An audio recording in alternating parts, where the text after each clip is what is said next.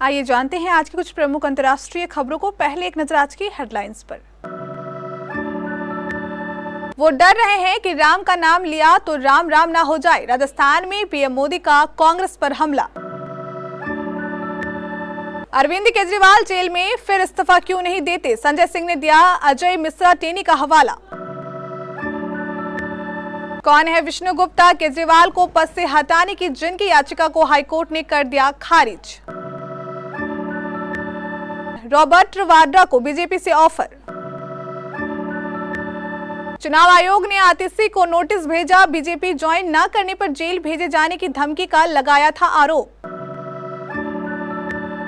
बच गया यूपी का मदरसा एक्ट, 17 लाख मुस्लिम छात्रों को राहत देते हुए सुप्रीम कोर्ट ने दिया ये फैसला।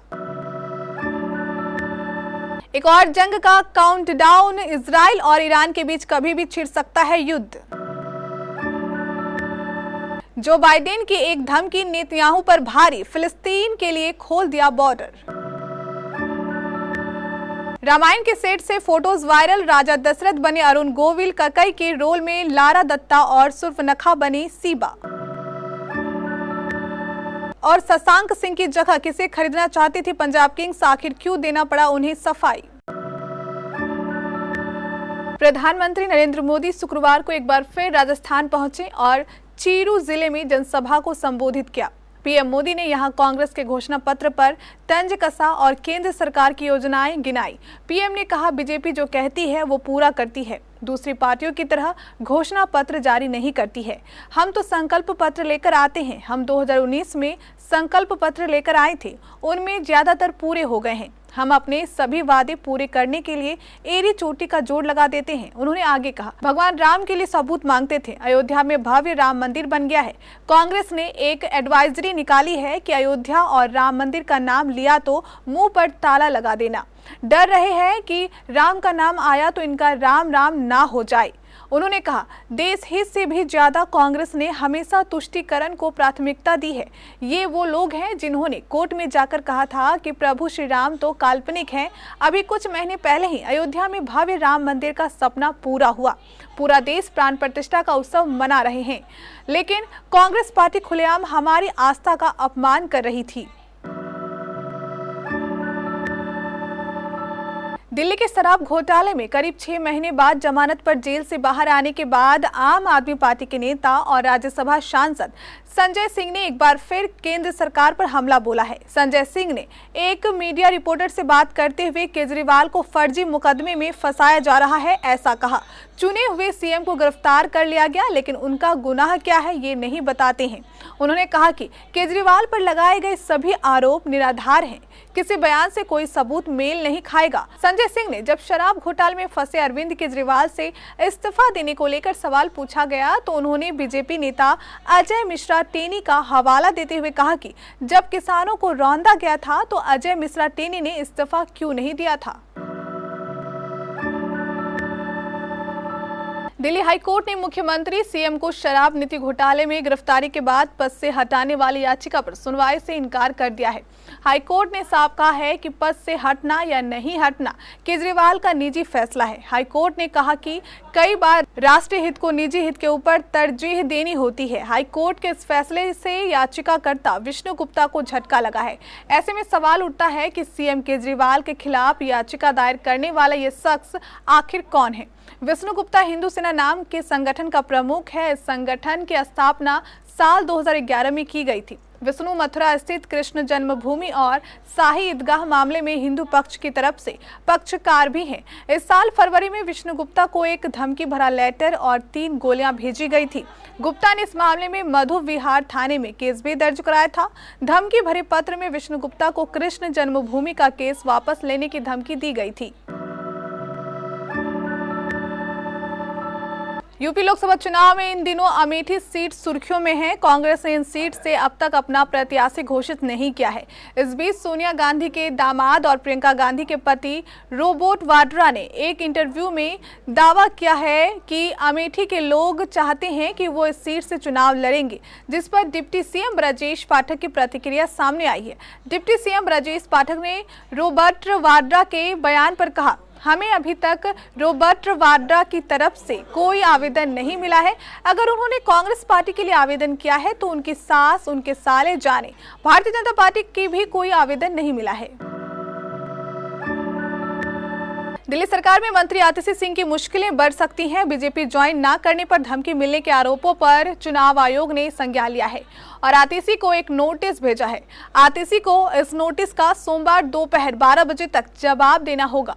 चुनाव आयोग ने कहा कि नोटिस के प्रत्येक पैरा का लिखित में जवाब दिया जाए।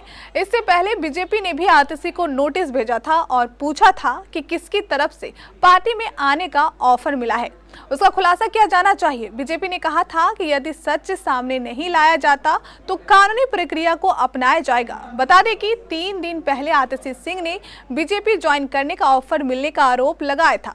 आतिशी का कहना था कि आतिशी ने कहा कि उन्हें बीजेपी में शामिल होने का ऑफर भी मिला और धमकी भी।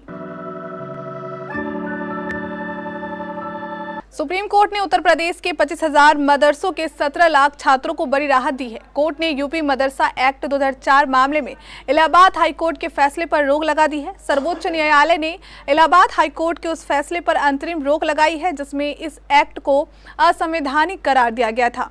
साथ ही कोर्ट ने पक्षकारों यानी मदरसा बोर्ड, यूपी सरकार और केंद्र सरकार को नोटिस देते हुए 30 जून 2024 तक जवाब मांगा है। फिलहाल 2004 के मदरसा बोर्ड कानून के तहत ही मदरसों में पढ़ाई लिखाई चलती रहेगी। सुप्रीम कोर्ट ने अपने आदेश में कहा कि इलाहाबाद हाई कोर्ट का फैसला प्रथम दृष्टया सही नहीं है, क्योंकि हाईकोर्ट का ये कहना सही नहीं है कि ये धर्मनिरपेक्षता का उल्लंघन है। खुद यूपी सरकार ने भी हाईकोर्ट में एक्ट का बचाव किया था। हाईकोर्ट ने 2004 एक्ट को असंवैधानिक करार दिया था।